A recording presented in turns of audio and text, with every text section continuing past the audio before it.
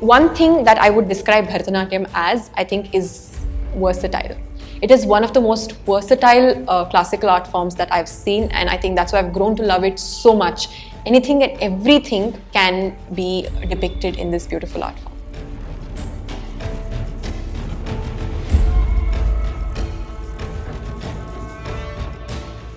See, ours is a performing arts, visual art, especially dance.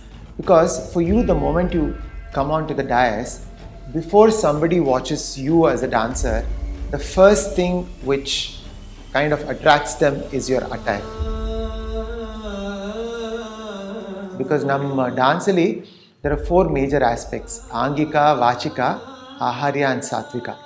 And they're all very interrelated to each other. Even if one is missing, then it is not a complete art. So Aharya plays a very important role.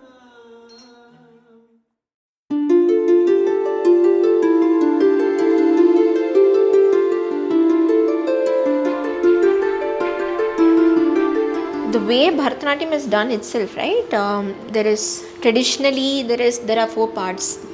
Aharya part is what makeup is all about, and there's a lot of importance that's given to the makeup, and you need to, whatever emotion or whatever the performer emotes, only when the makeup and everything is in place, right, can the character reach the audience.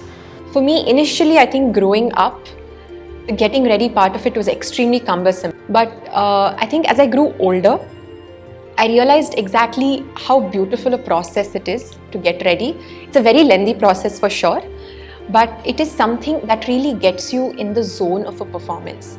And I think that is why your Aharya, your costume is that important, because it sets the tone. Even for you individually as a dancer, it sets your mental tone to go on stage and give your performance. It beautifies the dancer, it beautifies the dance, okay, it enhances the whole thing on the stage. Very beautiful thing about Bharatanatyam versus some other forms of Natyam is that we are singularly telling multiple stories. So we do not have that advantage of switching costumes as fast or as much depending on the character that you're portraying. Because if you're following a margam, we're dancing for 1.5 hours, we generally tend to do it in the same costume while portraying many different emotions and many different people. First I do my hair, as you can see, and then I do my makeup. It takes a while to do the eye makeup also, because it's very important that the eyes are done well. And then I go on to the other jewellery, right, of the head, and then I wear the costume and the final jewellery. This is the full costume. It has 1, 2, 3, 4, 6 pieces. This is the blouse. This is the sarigu, or we call it pallu or sarigu, or the sari part. And then we have this pajama, which is kind of in the kache style, right? And then we have the big fleet.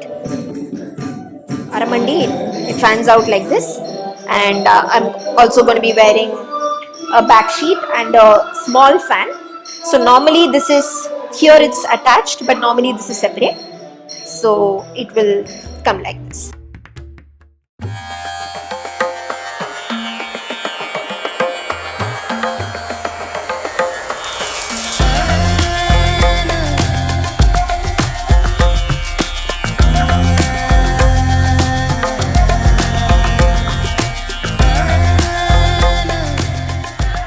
Look back at the history of Bharatanatyam costumes, the way it was worn earlier to what it is done now, I see a huge change in the process it has evolved.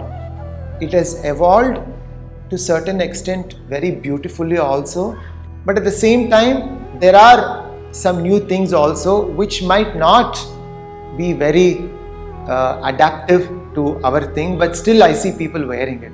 Earlier it was all confined to just the Kanjivaram, and then the traditional kind of saris which we would find in the shops, but now we have lot of options. I think the film has influenced Bharatanatyam. That is what I had read in some interviews. There were a lot of dancers who got into cinema. So it is said that these costumes were designed by the costume designers in movies. So it was then from movies these pajama costumes came to the stage performances. When you look at long back, the way the people used to wear the jewelry, it was more elaborate. They used to wear like I think 5 to 6 chains of jewelry. But now over the period of time, we have come down, we have cut down a lot of things. But see, because for them at that time, their jewelry options were very limited. The designs were very limited. But now we have so many designers who can design for you, who can make it customized for you. Nowadays, I feel it's too much. As a dancer, I feel that, and I have also seen other dancers who are really not happy with the way some dancers come on stage with their AHARYA. I don't think so that it is necessary to be very glamorous on stage. Comfort comes of utmost importance to any dancer, because if you are not comfortable on stage, you can't really execute. I think that's why there's so much difference between how you feel dancing in a practice session and how you feel on stage, because sometimes when you're so used to practicing in extremely comfortable clothes, you go on stage and you feel so burdened by your clothes unless you're used to it. When I go on stage or when my students, they say, ma'am, I'm feeling it's tight here, I'm unable to lift my hand, I was not able to take that exact posture which I used to do in the rehearsal. Probably, if it is convenient for everyone, they can always have a trial of the costume, at least not trouble them so much mentally on stage. See, when you dress up for yourself, it is more about individuality of yourself, because what suits you, you should wear that.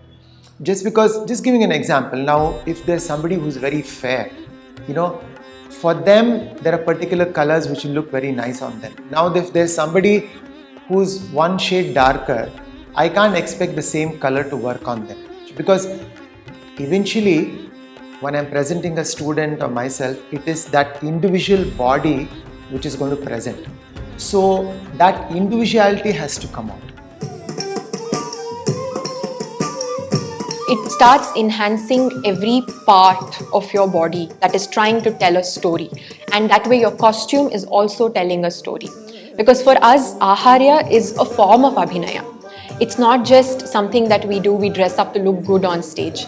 That is also telling a story. I think costumes should be always basically designed and worn according to what your concept is, about what you are trying to perform. If it is a proper margam, that is taking it from an alaripu till a tillana, I think a regular Bharatanatyam costume will be very appropriate. I generally tend to select even the color of a costume, the ornaments I'm going to wear, very much dependent on what I'm going to be performing on that particular day. And I think this applies to a lot of dancers. I only think about that particular character. What is the sattva of that particular character? When you think about Saint Poet Tyagaraja, it is more about that Shanta, and it is more about divinity. So you think about some sober colors. And when it comes to Draupadi, her character of being very bold and always angry, so you go to reds. So I just don't go out of the pattern of the costume, but only thing is do some variations in color combinations.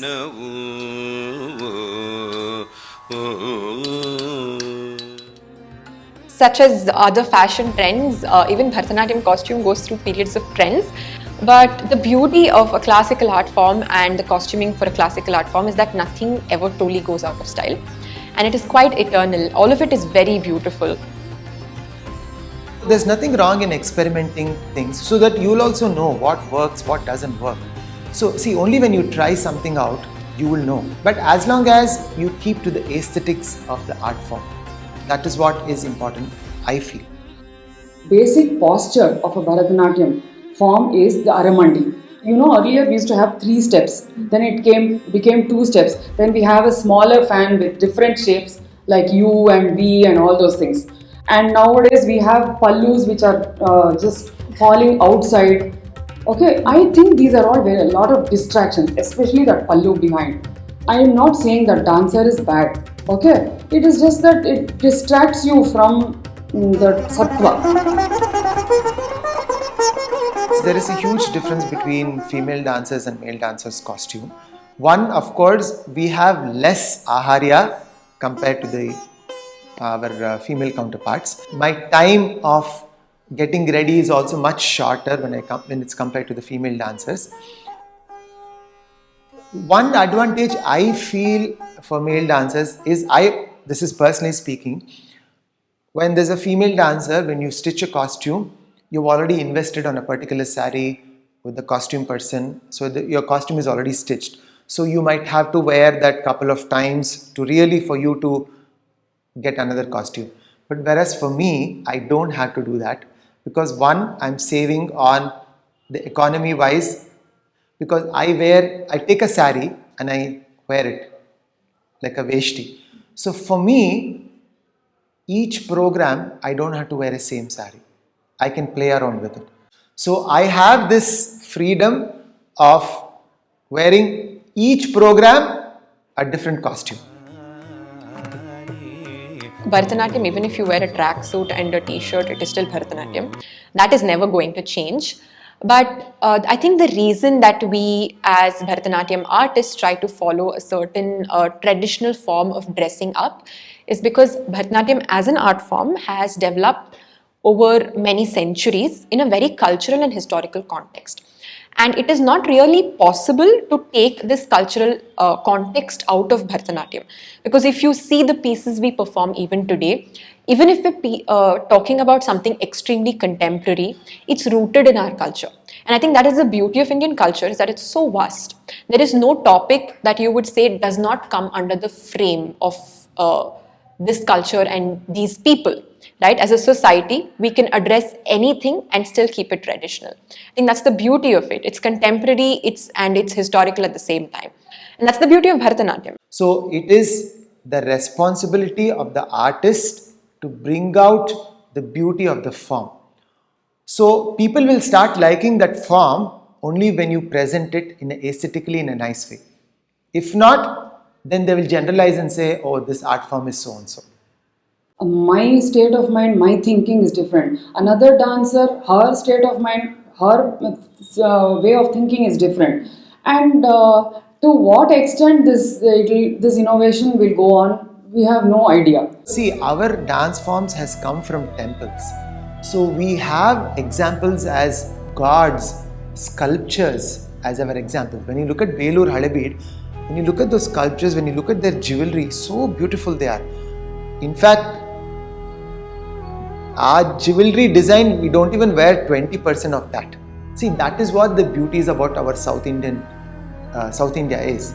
And since our art form is from South India, so we have to kind of stick to some adhere to that form beauty also, right? When you're experimenting, you need to be mindful. And while being mindful, understand that you need a certain amount of experience to be able to experiment with anything.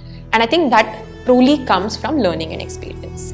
I think Bharatanatyam dances are more into innovation of costumes rather than Odissi or Kathak or kuchipudi. But in Bharatanatyam, we are the people who think out of the box. The art form will know what to take and what to leave.